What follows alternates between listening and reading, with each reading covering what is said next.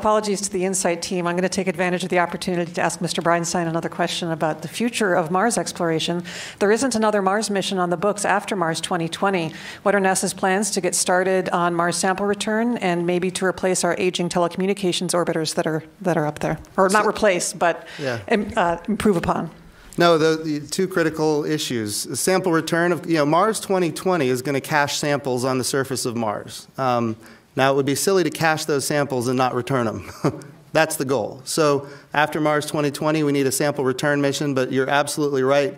With all of these very successful missions on the surface of Mars, to include not just Mars 2020, but one thing that I know Chairman John Culberson has been so committed to is the Mars helicopter, which has a lot of people so excited. The idea that we're going to fly a helicopter on another world for the first time in human history with the Mars 2020 mission. With all of these activities, you're right, we're going to need more communication architecture around Mars. So the answer is we're putting together budget requests right now and presenting them to people within OMB and within the White House to be prepared for the day when we can go to Mars with even more missions. It's a high priority for us. We don't, NASA has a long history of building upon the last success. And that's ultimately what we want to do here. Okay, we're going to check in with social media. Stephanie, do you have any more good Absolutely. questions? So a simple one. Ethan Plant would like to know how much time was spent planning the InSight mission. Wow. Wow. Well, you may or may not be able to see the number of people that are around in this room, and this is probably only half or so of the people that have worked on it, probably on average for 4 or more years. And so you multiply that all out really quickly in your head, which I can't do. One of our navigators already did it, and probably to the 14th decimal point. But it's a huge, huge amount of work that's gone on both at JPL and all of our partners and our international partners to make this a success. And there's still a lot of more work to do. As Elizabeth pointed out, we've gotten just part of the way done with this mission. We maybe got the hard part out, but there might be some challenges still in getting the deployment done. So there's a lot more time to go and work to be done. Yeah, in terms of planning this particular mission, I would say, we were probably sitting down in a room and sketching out about 10 years ago, trying to get together the ideas for the proposal that finally became this mission eventually. So I would say about 10 years we've been planning this. On some level, I've been planning this for almost 30 years because, back in 1988 or so, I've started working with some engineers here at JPL to try to develop a seismometer to go to Mars and trying to figure out the kind of mission that would carry it. And so depending on how you want to calculate it, it could be 30 years, it could be 5 years, or it could be a couple of thousand years as Tom was going to do it. And for Mike Watkins, Cool American Adventures from our YouTube chat would like to know if you had one dream takeaway from this mission, what would it be? My dream takeaway, I think, of all of these missions is just to remind us to be bold and remind us to keep taking challenges and keep moving forward and never to be scared of these kind of challenges. I mean, it's what we do. You have to take these chances to go forward. We've been lucky enough recently to be very successful, but it's still a risky business, but you have to keep moving forward and you have to keep trying these things. We try them on Mars, we try them on Europa, and we try them all around the solar system, and it's something that I think is part of human nature, and it's something that challenge we have to keep taking. All right, and with that, I think that's an outstanding closing statement for today's news conference. Now, we're going to do a replay of images for media. If you want the replay of images, we'll do that in just a couple of minutes before we close out. But I know that there are some team members here who wanted to come through and do their high fives. So come on through, gang, and this is...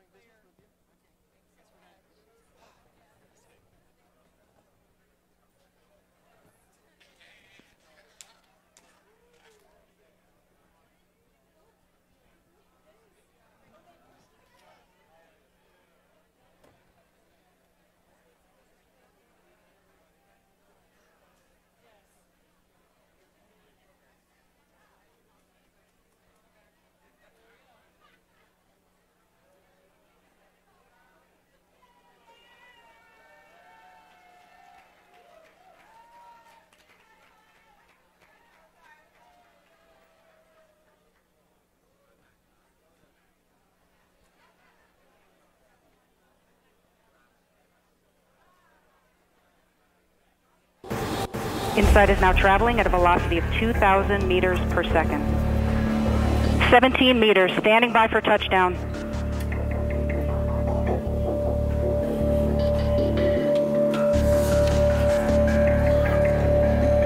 Touchdown confirmed.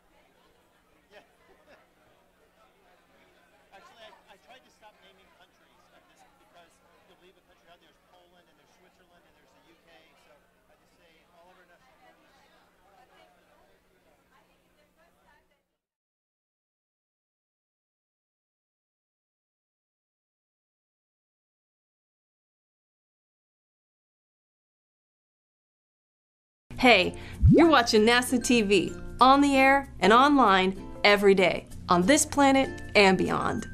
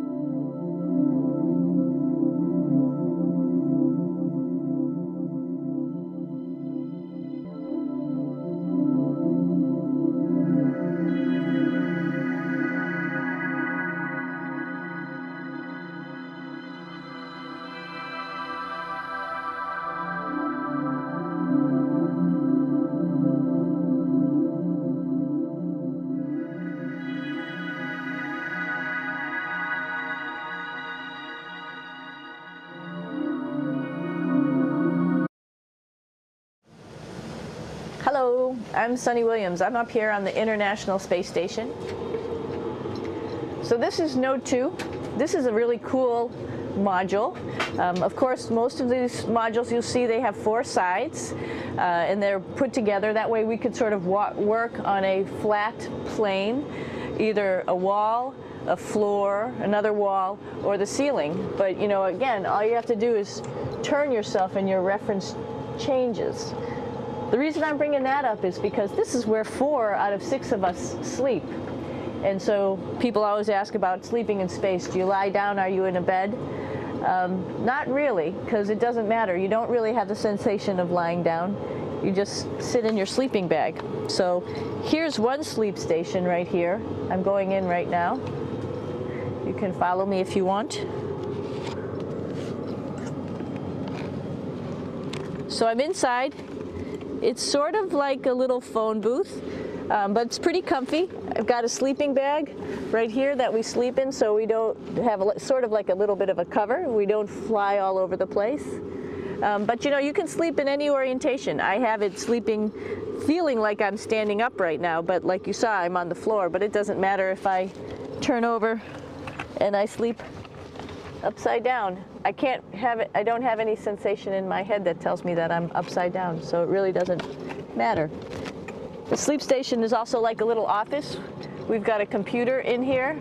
As you can see, we've got a couple little toys. I've got some books. I've got some clothes and other things that make it sort of like home. I'm coming out. And just for reference, that's one sleep station. This one's another. Right here. There's one on the ceiling, if you want to call it. Right here. And then there's a 4th on the other wall over here. So all of us sleep in a little bit of a circle. All right, come on back. There's more to show you.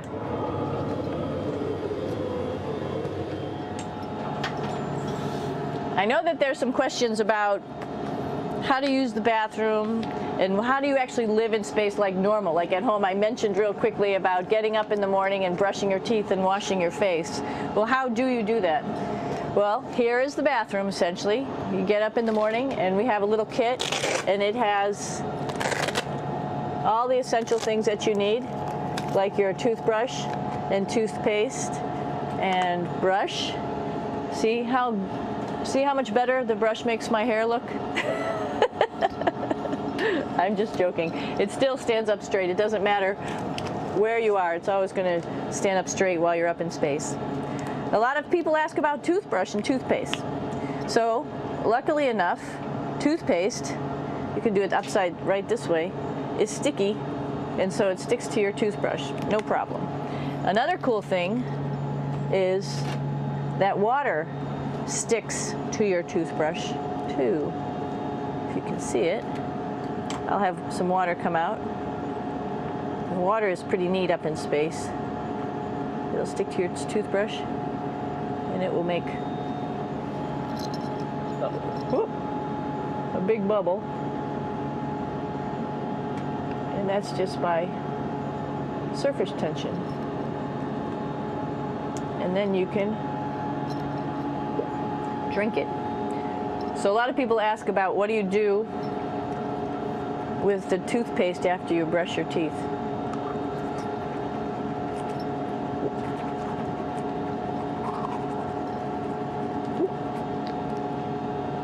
Two options.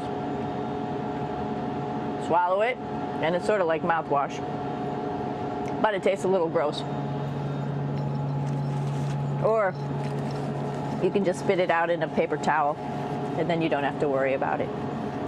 Swallowing thing I wouldn't recommend at home. I'm only up here for 4 months, so it's not that bad. One of the most pressing questions about living in space, of course, is the bathroom. So let's take a look at that little piece of work. Do you want to learn to draw professional and impressive artwork from scratch that will blow people's minds? I'm Scott Harris, professional illustrator, painter, and artist. My character drawing course on Udemy has helped thousands of students gain the art skills they need to draw well and